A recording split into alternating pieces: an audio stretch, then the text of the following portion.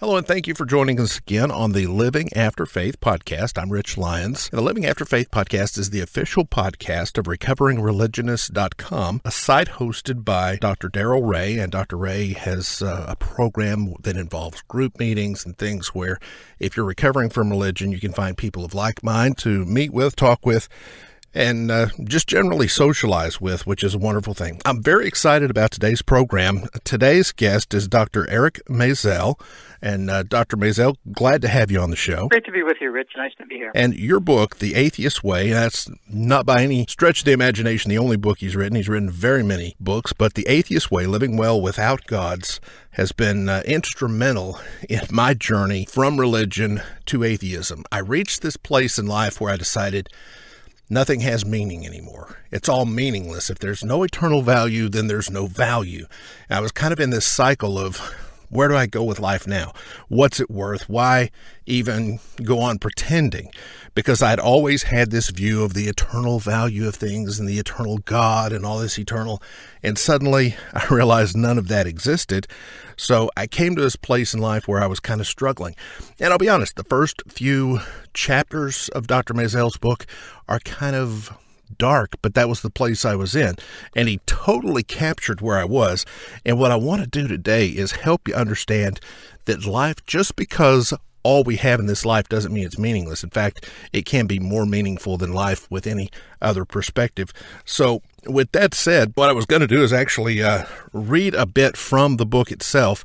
On the back cover, it says, "In the Atheist Way, Eric Maisel teaches you how to make rich personal meaning, despite the absence of beneficent gods and the indifference of the universe to human concerns. Exploding the myth that there is any meaning to find or to seek, Dr. Maisel explains why the paradigm shift from seeking meaning to making meaning is this century's most pressing intellectual goal." And I totally agree with that. Dr. Maisel, again, welcome to the program. Thanks for having me. You can just keep reading, though. That's excellent. I am so, your book was such an influencing factor to me. Yeah, you've identified the main idea of the book, and that is even in an indifferent universe, individuals can make meaning, and that's what they have to do. That is what our task is, to make personal meaning. And as you say, I'm trying to sell the idea that the most important paradigm shift for our times is the shift from seeking meaning, and that kind of seeking can be anything. It can be the going to the mountaintop kind of seeking, or finding a guru kind of seeking, or any kind of seeking, stopping all of that and just waking up each day deciding where we want to invest meaning. I think we know enough about life, about our life, about what principles we want to uphold. We know enough about everything such that we can decide where we want to make our own meaning.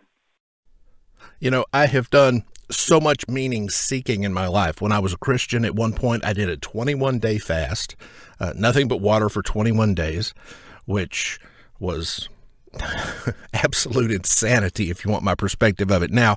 But at the time, I was seeking meaning and hoping to find that and achieve that place where I had sacrificed enough to gain something special from God. I've done the mountaintop thing where you rode a horse up the face of a cliff in Wyoming or Montana. I don't even remember the state now.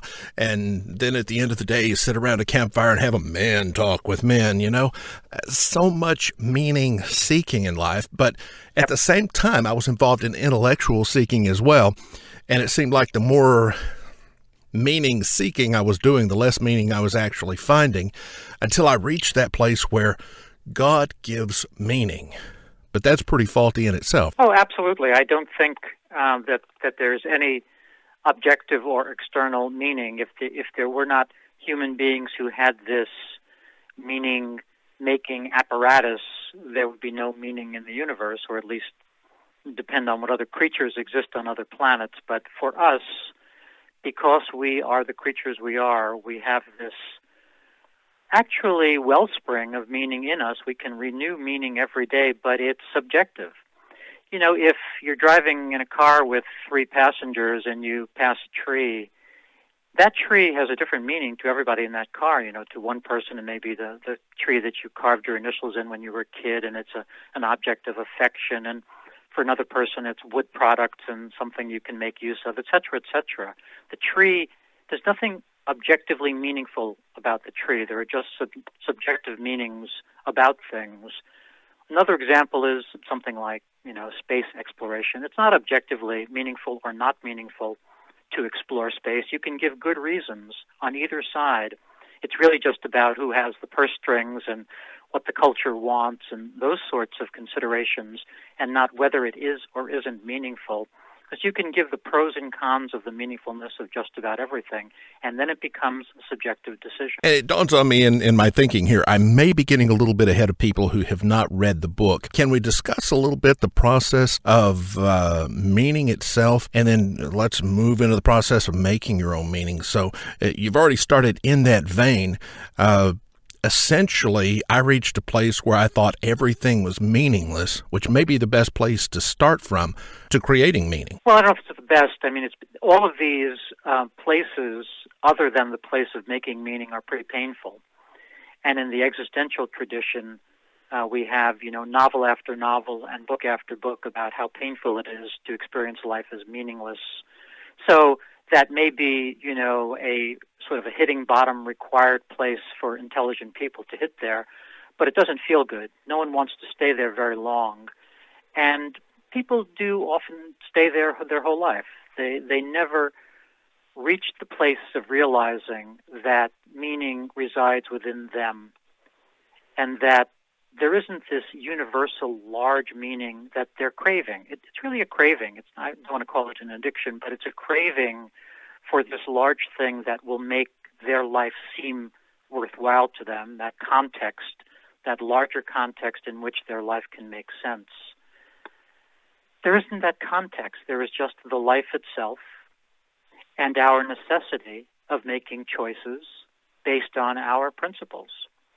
The whole idea of living a principled life means that we have principles, we've identified them, and then day in and day out, moment in and moment out, we actually manifest those principles. We love, we're activists, we're compassionate. Whatever it is we think are the right ways to be and the right things to do, those are the ways we are and those are the things we do. That constitutes a meaningful life. And I think what people really want to do is make themselves proud. I think that's the feeling that they're looking for. And they won't feel proud if they are sitting around feeling like life is meaningless and doing not much of anything or just going through the motions. That doesn't make a human being feel proud. What makes a human being feel proud is making decisions about where they want to invest their human capital and then investing that capital in the ways that make sense to them. Now, some of the questions that are answered in the book, but some of the questions I've had people ask me, and I want to throw them at you, is number one, someone says, isn't it somewhat arrogant to think that you can make your own meaning in life and live by your own thoughts? Yeah, I should by now have the perfect, beautiful answer to that. And sometimes I just want to say, sure, it's arrogant. It's not more arrogant or less arrogant than creating gods and having them then tell you something and acting as if some external force just told you something, even though you just made it up yourself. That seems more arrogant to me. But it doesn't even bother me if the idea of making personal meaning seems arrogant to people. It doesn't really seem arrogant to me. It just seems like a natural human necessity that we have to make choices. It's actually what everyone does, believer or non-believer alike. We make choices based on our best understanding of the universe, and that's the way we operate. I think sometimes people get carried away in thinking the only thing that can have meaning is helping others or some kind of benevolence, some kind of creating a hospital that helps children or something like that that serves mankind overall. But in reading the book, and one of the things I was particularly fascinated with, that's not necessarily all that can give meaning to your life. Anything can give meaning to your life. It turns out that there probably are 24 or so particular meaning opportunities that people have found satisfying over time. Service, the one that you just described, being one, activism being one, creating being one, but also ambition being another, accomplishment being one. I think we could name, maybe, as I say, about 24 avenues that people have found meaningful throughout human history. So there isn't one way to make meaning. There's actually an infinite number of ways, and they can also be divided into being ways and doing ways. Most of the things that we think about as meaningful require doing, whether it's, building that hospital or writing that novel. But it can be meaningful to just experience contentment. It can be meaningful to live life with a certain attitude, a certain phlegmatic or philosophical attitude. So there are doing things that human beings find meaningful, and there are ways of being that human beings find meaningful, and the array is infinite. As I say, I think there are a couple of dozen that stand out, but the array is infinite. One thing that my wife and I decided, we work overnights. We work the other 9 to 5. I work from 9 p.m. to 5 a.m., so it's the other 9 to 5. It just so happens in walking distance of the place both of us are employed and walking distance of our home, there's this neat little dive bar called the 5 Point, and they have a happy hour that starts at 6 a.m. It's called Hardcore Happy Hour, but it's our 6 p.m. We love to show up, order beer and breakfast, and our breakfast generally doesn't include breakfast foods because it's really our dinner, our supper, whatever you want to call it. So we're sitting there eating non-breakfast foods, drinking a beer, and people look at us like, you guys got to be crazy. So it even grew into the place where we'll take a picture of our beer and put it on Facebook for everybody who's making that commute into work this morning, and you're on your way to work, and we especially love to do this on Monday morning. Here's a picture of a beer, and some guy is drinking a cold beer while I'm just getting settled in at the office. And it's just kind of something we enjoy, something we like to laugh at and kid about. And of course, now our friends get it. We're not really waking up and going straight to the bar. But I think you make a big point, and that is that making meaning often requires that we do idiosyncratic things that make us feel self-conscious, because a lot of the meaning we have to make runs counter to what other people are doing or what the culture expects of us. So we have to grow a pretty thick skin to allow ourselves to look self-conscious and to act as, idiosyncratically and personally as we really need to do. We're going to look perfectly fine if we follow everybody else in lockstep. We're going to look just fine, but we won't really be manifesting our potential that way. So we have to really accept that there are times when we're going to feel self-conscious living the life we really want to live. It takes courage to do that. It takes a conscious effort and a conscious bit of courage, determination. Kind of speak toward that a little bit. People are much more frightened than I think they realize, much more inclined to go along with the flow, not make waves, and look as seemly and good as they can. In order to make meaning, we have to let go of all of that fear and do what we actually think is principled. I'll give you one little example. I don't think it's in the book, but just on my mind. There was a psychologist, Stanley Milgram, famous psychologist of quite a while ago now, maybe 50 years ago, who ran very famous obedience experiments. They weren't called that. The subjects thought they were in learning experiments, not obedience experiments. But they, in fact, were obedience experiments. And he would have people come in and say to the subjects, see that guy on the other side of the glass, you're going to teach him things, and if he doesn't learn them well, you're going to give him an electric shock. And the subjects thought they had this big electric shock machine in front of them, and they were actually shocking this Confederate, but the Confederate was really just an actor and wasn't receiving any real shock. But the subjects didn't know that. And so the experimenter would say, okay, ask the learner, what's an analogy for cat or something. And the learner would give a wrong answer. And the subject was then obliged to shock the subject. And it was amazing not only how many people complied, but how far along this shock meter they would go. They would go all the way to the end and give this person essentially enough shock to give him a heart attack. And he would be on the other side looking like he was having a heart attack. And people would not stop because the experimenter kept saying, you must continue, you must continue. It was quite amazing, and he tried this with all sorts of populations, educated people, uneducated people, men, women, this, that, and the other thing. And it was virtually the same across the board. In the high 90%, people would do this shocking, even though they could see, even though it appeared they were harming a person on the other side of the glass. So I think his experiments, which are very well known in social psychology, really speak to the way in which people have trouble fighting off authority. They really have trouble stepping aside from authority and thinking for themselves. And that's why a prerequisite to making meaning is really getting in a different relationship to authority and not accepting it so blindly and so willingly, and thinking things through for yourself. The process you describe of appointing yourself as a person in authority to give meaning to your life, I found that incredibly enriching. Yeah, you actually have to nominate yourself as the person who makes decisions. It seems strange that we would have to do that, but most people's upbringing is such that they're not really given permission to be a thinking adult, really ever, but certainly we all know how school operates. It's about getting things right and drawing within the lines and, passing tests and what have you. It's not about, there is no school on earth, I would bet, that says to its students, do whatever you like, you're the arbiters of meaning, let's talk only about big things, no small things, let's talk about big things, and all of you are entitled to have the opinions you have. Kids should be addressed that way, but they never are.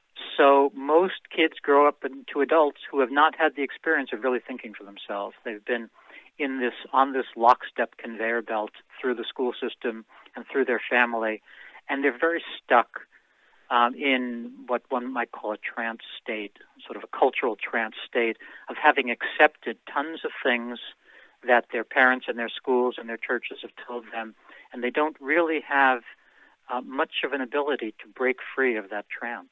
What would you say to someone who is recently come through the process? They've acknowledged, okay, I'm an atheist. Now, what do I do? My recommendation would be buy this book and consume it. But what would your recommendation? What would you say to that person sitting there asking you that question? Well, I think they have to figure out what making meaning means for them, which might mean rediscovering their passions or articulating their principles for themselves. There are many techniques for taking first steps, and they would want to try some things out, whether it was in the direction of rediscovering their passions or identifying their principles, whatever it might be. They would need to take some steps. They would need to recognize that they may feel more isolated now than they did before they had this realization. A lot of people who were in churches report as their biggest problem or biggest challenge or saddest conclusion is actually leaving their home church. It's the actual loss of the human beings that they were associating with and the loss of that church. They don't necessarily mind losing their thoughts or their dogmas or their beliefs about God, but they actually miss the loss of the church. So a person who's in that position needs to find some alternative, to use one way of saying it, support system, or just alternative communities, alternative human beings to be with. Atheists are not tremendously good at, potlucks and pancake breakfasts and all the things that churches are very good at in fostering community. So it's one of the sort of the shadow downsides of the atheist community is we're lone individuals by and large, and we don't necessarily do a very good job of creating community for ourselves. So somebody in the position you mentioned who's new to this may feel lonelier and more alienated than he had hoped he would feel. That's amazing. We interviewed David Silverman a couple of weeks ago, and his first step was exactly, from totally different reason, his first step was exactly that. Go to an atheist event, meet people from a totally different perspective of why, but the first step seems to be, at least in these two cases, the exact same thing. And that was a big turning point for me. I went to a talk that Dan Barker was having at the University of Washington, met some people who have become very good friends of mine, and that was kind of a beginning point for my experience as well. Now, on the journey of creating meaning, can you describe a little bit the process of creating meaning and the process of deciding what is meaningful to you? It's intricate and it's hard to say in a few sentences, but let me hit some of the highlights. One is we misunderstand meaning in many ways, and one of the big misunderstandings is that life we think that life should feel or has to feel meaningful all the time. And I think that's a mistake. I think that's not the way we really need to experience life or do experience life. I think if we recognize that we can create meaning sometimes during the day, we can even decide which time, we can even decide when we wake up, which we think will be the meaningful times of the day, and understand that a lot of the day can be meaning neutral. It can just have no particular meaning. It's just things we have to do, whether it's chores or responsibilities or one thing and another. If we start to make this distinction between, here are the parts of the day I think I'm going to experience as really meaningful, and here are the parts of the day that I just got to live with. Even by doing that, we begin to enter into a different relationship with meaning. We stop thinking that it's this global thing, which either it's everywhere and we have it, or it's nowhere and we don't have it. And we think of it in a more refined, nuanced way as something that we can create. For instance, let's make up a day, a human being's day. Let's say that you're a writer, but you also have a day job. And that's a very typical life for the people I work with. I work as a creativity coach, and I've worked with thousands of clients, and that's a very typical scenario. They want to write, and they have a day job. Well, you wake up and you start making decisions about which parts of the day are going to be meaningful. So the first decision is, okay, I'm going to write first thing. Rather than saying to myself, I'll write when I get home from work, when I know I'm going to be too tired to write, I'm making a new decision and instituting a new practice, and I'm going to write for 45 minutes before my real day starts. By doing that, by doing the thing I just said, you will have made some meaning on that day already, and the rest of the day can feel half meaningless and you won't get depressed. You will have had the experience of making some meaning already, and the rest of the day cannot feel as meaningful as maybe you would like it to be, and it still won't be so burdensome. So this way of looking at life as creating increments of meaning through your day, maybe it's when you write, maybe it's when you serve, maybe it's when you have dinner with your mate, maybe it's when you go fishing with your kid, whatever it is, those things which you know feel meaningful to you, you have those, you create those opportunities, and maybe only 4 or 5 or 6 hours of your day feels meaningful to you, but that's enough. Once you realize that that's all you need, then you're living a life that makes sense. In your book, you mention the guy with the go-nowhere job. I believe the exact illustration was his job was to move rocks all day, and then at the end of the day, move the rocks back. And that was the type that he gave for it, that totally meaningless, nothing was accomplished in that process. And as a result, he felt like life was in a go-nowhere place. It was in a meaningless place, that there wasn't meaning, period. Kind of, if you would, articulate how it is that someone gets there and how with some work of their own they can get away from there. Well, that story is actually Albert Camus' The Myth of Sisyphus. That's what the myth of Sisyphus is about. It's about a character who is condemned by the gods to roll rocks up hills and then follow the rocks as they roll back down the hill and then roll it back up the hill, etc. Camus' argument is that even in that dreadful situation, one can adopt an attitude of freedom and can feel free even while trapped. And so one way to deal with difficulties like that, like being in a nowhere job, is to get a better grip on your mind, is to make cognitive shifts and try to talk yourself into the belief that you are free. That's the kind of traditional existential solution, is to change your attitude. As more of an activist, I think you have to get out of that situation. You have to, if you are not literally condemned or not literally on a chain gang, you have to do the brave and difficult thing of changing your life. And changing one's life provokes a lot of anxiety. Just the thought of it provokes a lot of anxiety. People don't even quite realize how thinking about change provokes anxiety. So one of the things that a human being has to do in order to make the changes that he actually wants to make and to get out of dead-end jobs is to actually learn some anxiety management tools, a little deep breathing, a little this, a little that, learn some things so that he is better equipped to face the big, courageous work he has to do of changing his situation. To say that all more simply, there are really two basic possibilities with respect to a life that isn't working. One is to change how you think about that life, to try to change your attitude so that nothing really has changed except your attitude, or to change your life. And I think it's the latter that we have to do more often than we realize. Changing our attitude doesn't really work all that well most of the time. Most of the time, we actually have to change our life. My real job, I am an editor at a radio station, and what I'm working on is not the most interesting stuff in the world. But some people it might be. It's the news of the day.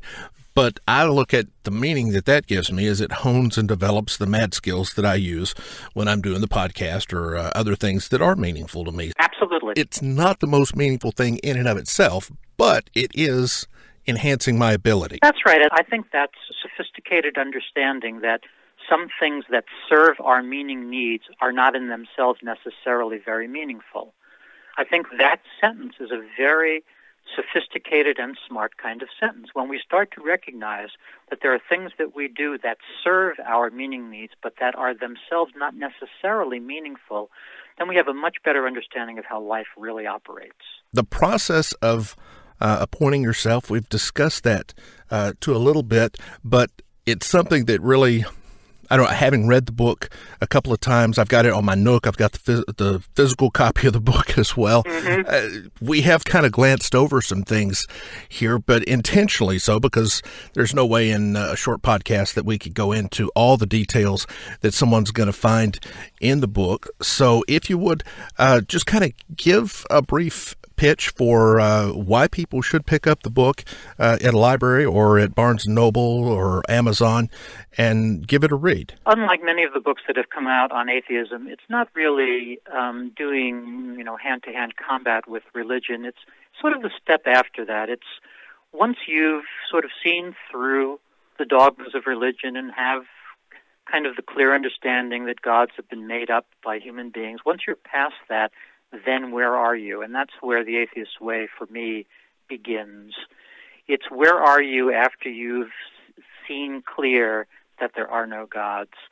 And the book tries to make a coherent and even maybe comprehensive pitch for the idea that our main task in life is making meaning, and that people don't understand that. Most people are either accepting received wisdom or seeking meaning, but not stopping and actively making meaning. And so the book tries to present a complete program for doing that work. I also noticed in your email that you do meaning coaching, I believe, as well as creative coaching. I do. I train meaning coaches. I'm creating that profession. There was no profession like that. There is something called existential coaching in England. A woman named Emmy van Derzen does that, which is similar to what I do. And the idea is exactly, I think, what it sounds like, and that is I try to train coaches so that they can work with clients who feel like life is meaningless or who don't feel like the activities they're doing are meaningful enough. And the coaches have ways, techniques, and strategies of working with clients to help clients identify what would be more meaningful and then help them get on the path of doing those things which they've identified as more meaningful. So it's a new kind of coaching, meaning coaching, and we'll see if it takes off. How can people get in touch with you if they're interested in that type of coaching, if they are interested in a session or two with you, if they want to go deeper? How can they contact you? They can email me at ericmaisel@hotmail.com, and that's EricMaisel @hotmail.com, or they can come to my site, ericmaisel.com. Thank you so much for being on the program with us today. It's been great. Thanks for having me. Dr. Eric Maisel's book, The Atheist Way, Living Well Without Gods, is available at Amazon.com, Barnes & Noble, BarnesandNoble.com. Anywhere you would buy a book, it's probably at your bookstore waiting for you right now. I highly recommend it. It's a blueprint for a meaningful life, and if you've enjoyed this interview, you will love the book. There's lots more in the book that we didn't have an opportunity to talk about. And yeah, this sounds like a commercial a little bit, But if you could understand how important this book has been in my transformation period, I think you'd find it equally important in your process. This is the Living After Faith podcast. We're the official podcast of recoveringreligionist.com. You can contact us by email. I'm Rich at livingafterfaith.com. Deanna Joy can be contacted at deannajoy@livingafterfaith.com. You can call us on our voicemail line at 252-32-LIONS, that's LYONS, or 252-325-9667. We're also on Facebook at facebook.com/livingafterfaith, and you can find us at livingafterfaith.com. Come laugh with us.